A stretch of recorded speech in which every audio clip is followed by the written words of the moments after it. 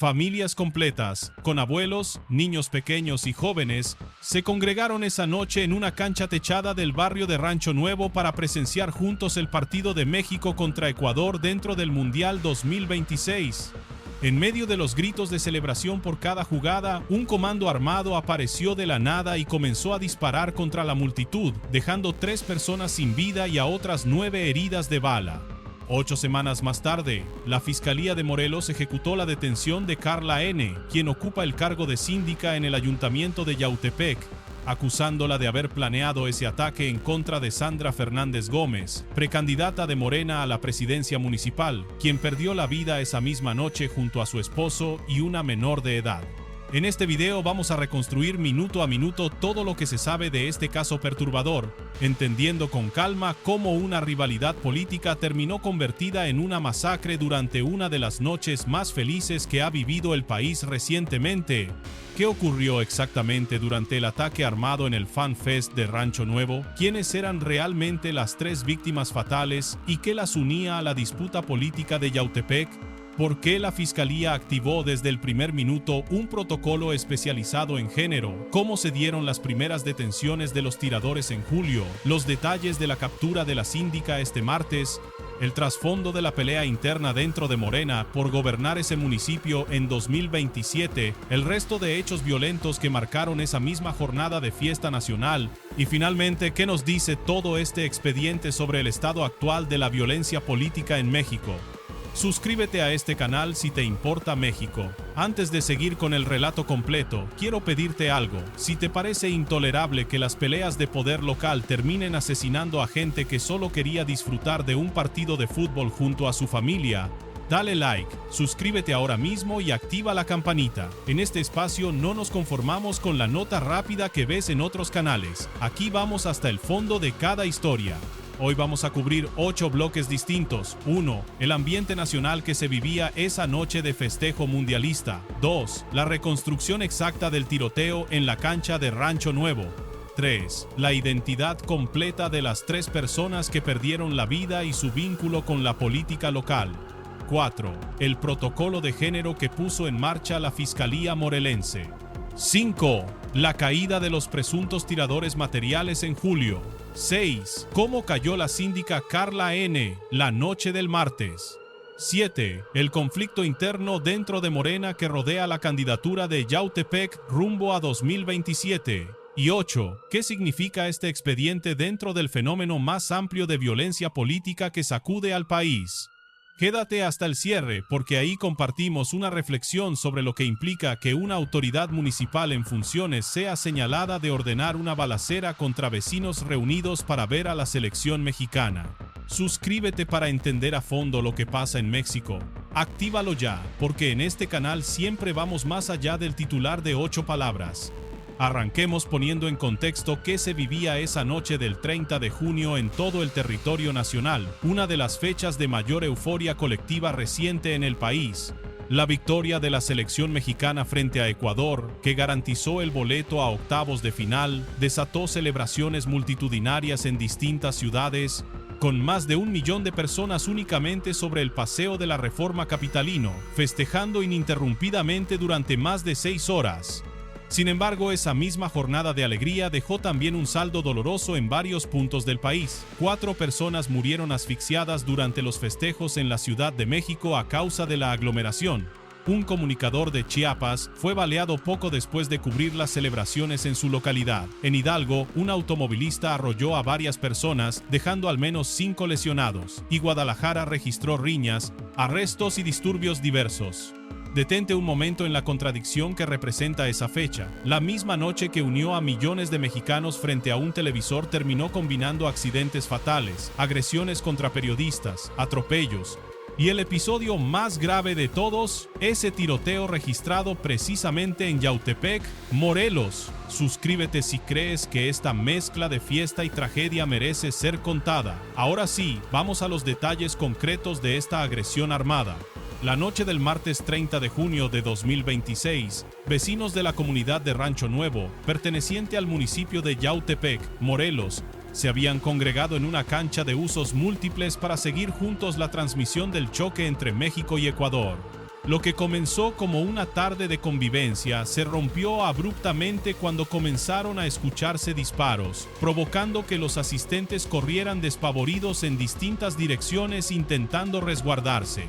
Fíjate en lo que implica ese tipo de agresión. No hablamos de un choque entre bandas rivales donde la gente terminó atrapada por accidente en medio del fuego cruzado, sino de un comando que llegó deliberadamente hasta un evento vecinal completamente pacífico, con decenas de asistentes de todas las edades, incluidos menores de edad, disfrutando simplemente de un partido de fútbol en comunidad. De acuerdo con los testimonios recabados, varios hombres armados arribaron al lugar y dispararon directamente contra quienes ahí se encontraban. Los heridos fueron llevados de urgencia a distintos hospitales de la zona. Al final, el resultado de esa agresión fue de 3 personas muertas y 9 más lesionadas, cifra confirmada oficialmente por la Fiscalía General del Estado de Morelos. Suscríbete si piensas que esto no puede seguir pasando. Vamos ahora a conocer con precisión quiénes fueron las 3 víctimas fatales y qué papel jugaban dentro de la política municipal de Yautepec. Entre las personas que perdieron la vida estaba Sandra Fernández Gómez, señalada como precandidata de Morena a la alcaldía de Yautepec rumbo al proceso electoral de 2027, y quien, según las primeras indagatorias, había sido la organizadora de esa reunión vecinal para ver el partido. También murió una menor identificada como Fernanda, hija de una persona cercana a la víctima principal, así como Miguel Tijera, esposo de Fernández Gómez, quien fungía además como colaborador cercano del diputado federal morelense Agustín Alonso, el mismo legislador que dio a conocer públicamente ambos decesos.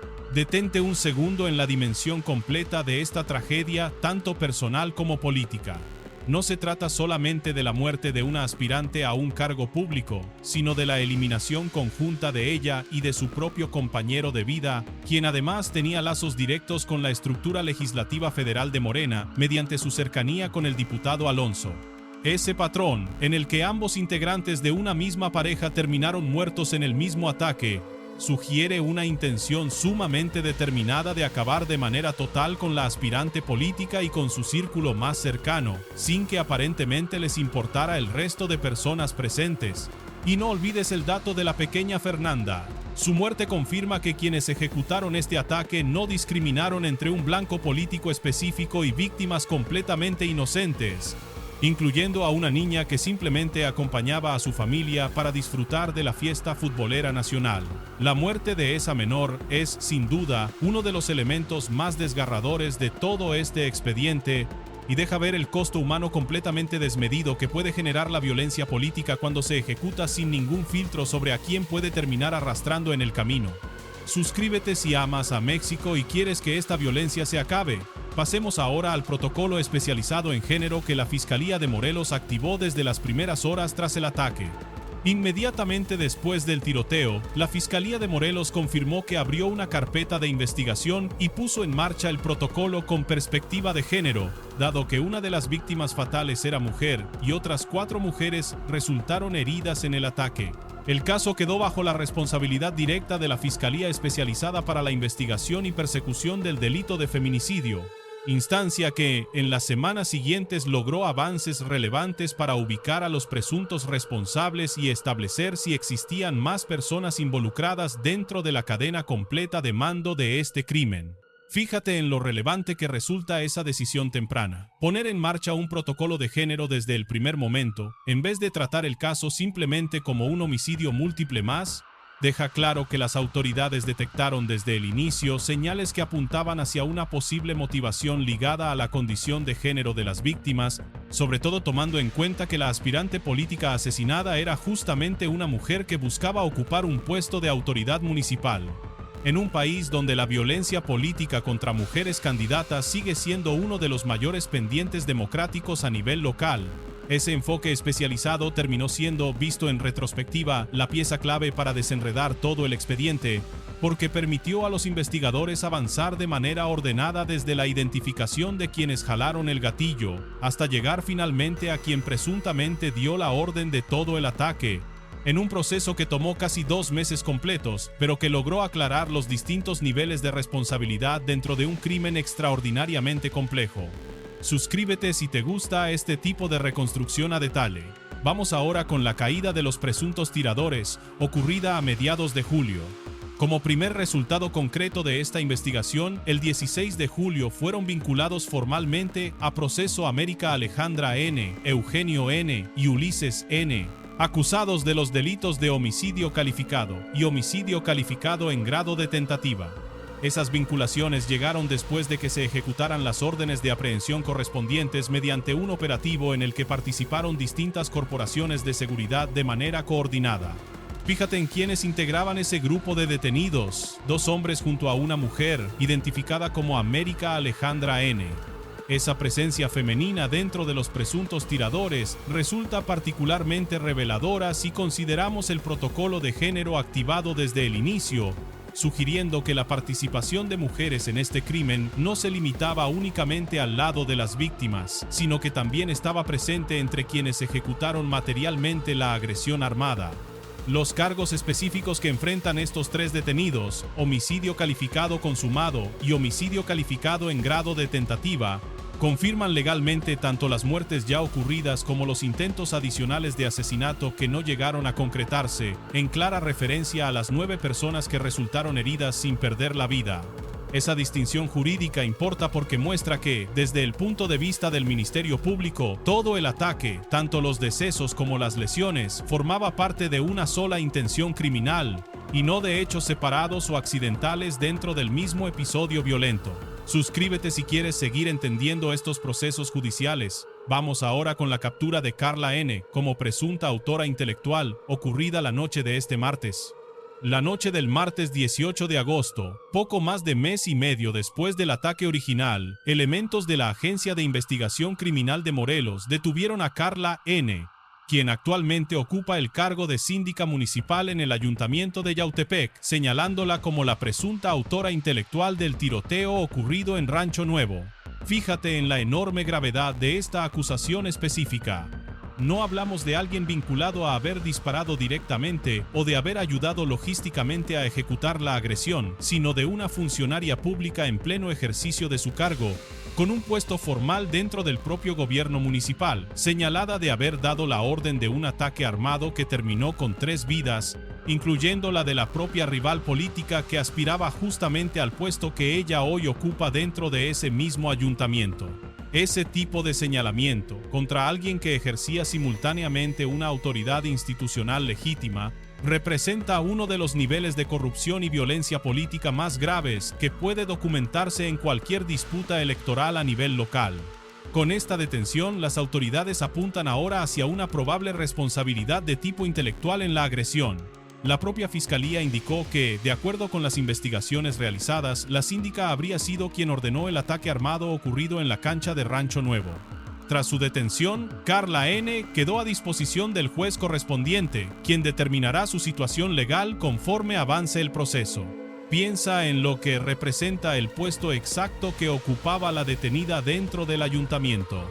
Una síndica municipal, dentro del esquema de gobierno local mexicano, generalmente se encarga de vigilar el patrimonio del municipio y de representar jurídicamente al ayuntamiento, es decir, ocupa una posición de confianza y autoridad dentro de la administración pública local.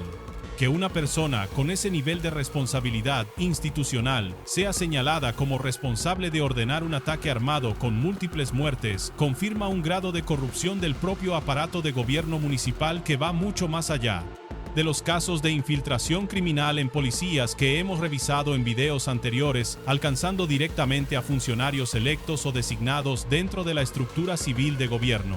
Este caso causó un fuerte impacto en Yautepec, justamente porque la agresión ocurrió en un espacio público, durante una reunión familiar organizada específicamente para ver jugar a la selección mexicana. La investigación sigue abierta para esclarecer completamente el móvil detrás del ataque, precisar la participación exacta de cada involucrado y fincar las responsabilidades definitivas por las 3 muertes y las 9 personas heridas esa noche. Suscríbete si te interesa este tipo de análisis sobre corrupción desde adentro del gobierno. Vamos ahora a la pelea interna dentro de Morena que rodea la candidatura de Yautepec para 2027. Este caso ocurre dentro del contexto muy específico de la disputa interna por la candidatura de Morena a la presidencia municipal de Yautepec de cara al proceso electoral de 2027. Sandra Fernández Gómez, la aspirante que perdió la vida en el ataque, era justamente una de las figuras que competía activamente dentro de esa contienda interna del partido que gobierna esa demarcación. Piensa en lo que significa que la propia síndica en funciones, presumiblemente respondiendo a intereses propios o de algún grupo político dentro de esa misma disputa, haya optado presuntamente por recurrir a la violencia armada directa contra una competidora de su mismo partido. Ese tipo de conflicto resuelto a balazos en lugar de mediante los mecanismos habituales de la competencia democrática interna, confirma que las disputas por candidaturas municipales en México pueden escalar a niveles de violencia extrema, incluso cuando ambas partes forman parte formalmente de la misma fuerza política. Este patrón de violencia dentro de un mismo partido resulta especialmente preocupante desde el punto de vista de la salud democrática local, porque sugiere que los mecanismos internos que deberían resolver este tipo de disputas mediante procesos formales de selección de candidatos pueden colapsar por completo cuando alguno de los actores decide optar por la violencia armada, como atajo para deshacerse de su competencia. Considera además que, siendo Carla N. una síndica ya en funciones enfrentando a una aspirante todavía sin cargo formal, existía una diferencia de poder institucional considerable entre ambas, con la detenida presuntamente aprovechando su posición de autoridad y los recursos que ésta le otorgaba para eliminar a una rival que competía desde una posición de menor fuerza institucional inmediata. Suscríbete si amas a México y quieres entender este conflicto a fondo. Vamos ahora con el resto de hechos violentos que marcaron esa misma jornada de celebración nacional. Recuerda que este ataque específico se dio en medio del contexto más amplio de los festejos por el triunfo de México frente a Ecuador en el Mundial, una noche que también registró otros episodios violentos en distintas zonas del país. En Chiapas, el periodista Marcos Ramos, dueño del portal de noticias Real Cintalapa, fue baleado justo después de terminar de cubrir las celebraciones en su localidad, recibiendo al menos 4 impactos de bala, en un caso que las autoridades de ese estado decidieron investigar tomando en cuenta directamente su labor periodística como posible móvil. Ese dato adicional ayuda a entender el clima de riesgo generalizado que rodeó esa noche particular en distintas regiones de México.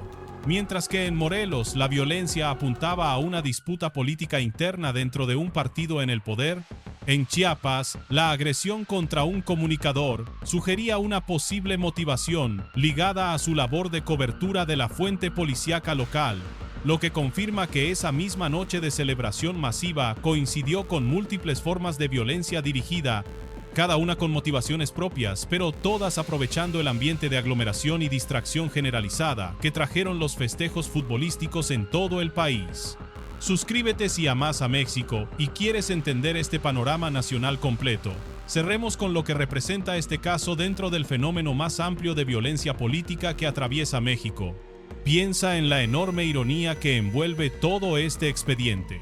La Fiscalía Especializada en el Delito de Feminicidio, creada justamente para atender casos de violencia extrema contra mujeres, terminó siendo la instancia encargada de investigar un caso donde presuntamente otra mujer, ocupando un cargo de autoridad municipal, ordenó un ataque que le costó la vida a su propia rival política, al esposo de esta, y a una niña completamente ajena a cualquier conflicto.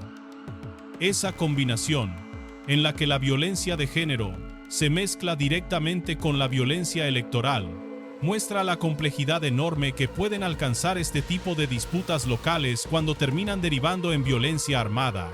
Este caso se suma además a un patrón mucho más amplio de violencia política documentado en distintas partes de México de cara a las elecciones municipales de 2027, donde la pelea por las candidaturas locales, en particular dentro de partidos con fuerte arraigo territorial como Morena, ha desembocado en episodios de violencia extrema en más de una ocasión.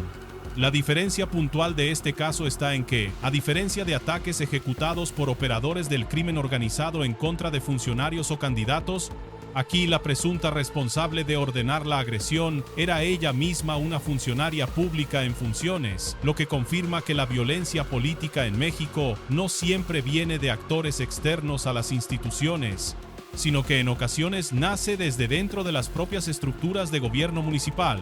Y para cerrar, quiero dejarte algo muy claro sobre este caso.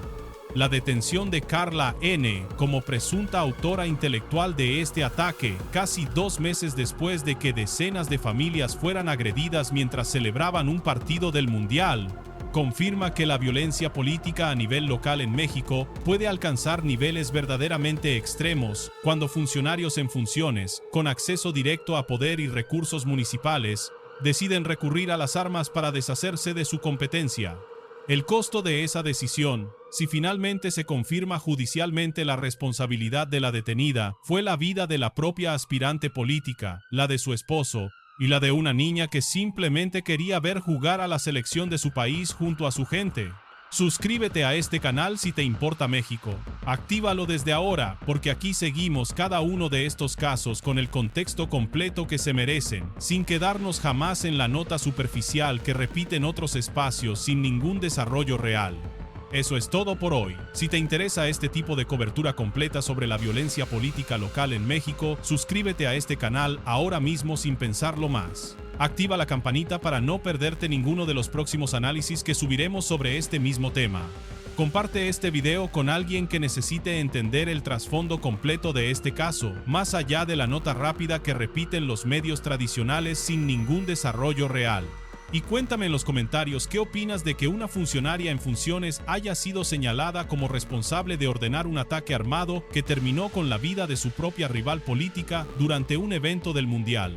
Suscríbete a este canal si te importa México. Nos vemos en el próximo video.